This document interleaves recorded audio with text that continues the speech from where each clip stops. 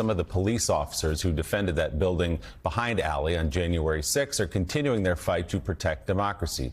Harry Dunn, Aquilino Ganell, and Daniel Hodges have been fanning out across swing states recently to make the case for re-electing President Biden in November and for stopping Donald Trump. Today, coming off an unsuccessful bid for Congress, which saw him bring in more than $5 million for the campaign, Dunn is launching a new political action committee called Dunn's Democracy Defenders. I was always ready for game day.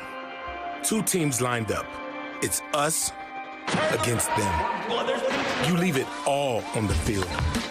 I'm Harry Dunn, and on January 6th, the good guys won. My fellow officers and I fought those insurrectionists as a team. We had each other's back, and we didn't do it for one person or one president. We did it for our country, to make sure everyone's vote counted. That's what democracy is, that no one person's voice is greater than another. When I ran for Congress, hundreds of thousands of regular people stood with me, and we broke records in fundraising. But our system still allows the wealthiest Americans and their corrupt super PACs to support insurrectionists and drown out our voices. So, our team has got to change that. We need to support candidates committed to getting money out of politics and defending our democracy from Donald Trump and MAGA extremists. Nobody said it would be easy, but for our country, for our team, we can't stop now.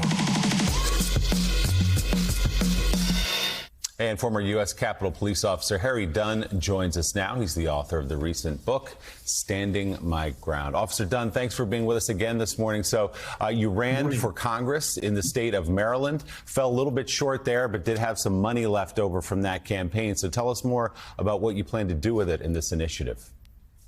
Sure. Thanks for having me on. It's always good to be on with you all. Yeah, we did fall short, but the reason why I ran was to do everything I can do to continue to fight for democracy, to fight to preserve our Constitution, and to fight to stop MAGA extremists, and at the very top of the ticket, Donald Trump.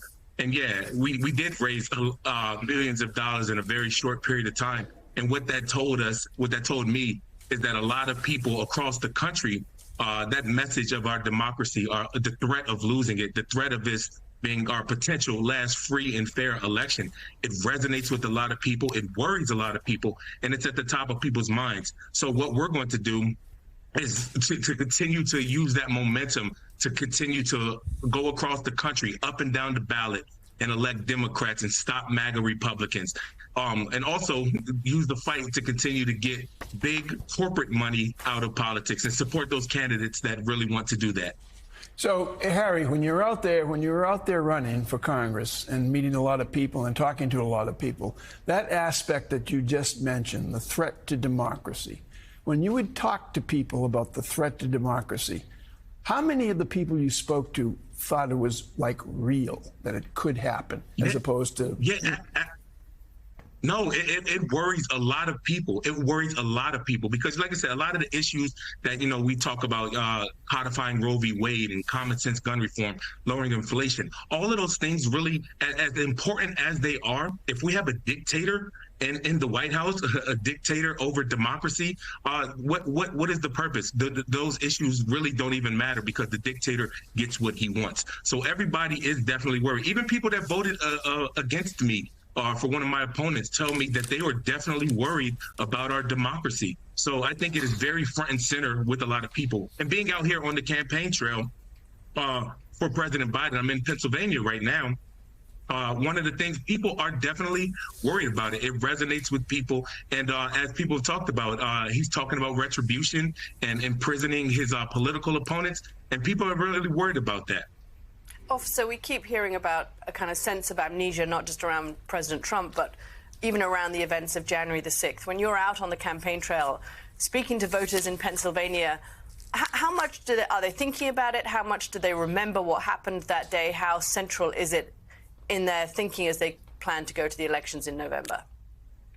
One of the things that we've been hearing a lot is a lot of people say Democrats need to move on from January 6th. But Donald Trump talks about it every day that he holds a rally. He is front and center about pardoning the rioters that attacked the police officers on January 6th. So Donald Trump is making it a campaign issue also. Let's be completely clear about that. But people want to know the truth. And there are voters out there that no matter what Donald Trump says, no matter what he does, will not stray from him, no matter what. That's fine. But the people that we are trying to reach, the independent voters, the Republicans who don't have a political home, that the people that believe that democracy is really on the ballot, people that believe in that, those are the people we're trying to reach out here now. And I'm hoping to amplify that with DemocracyDefendersPAC.com.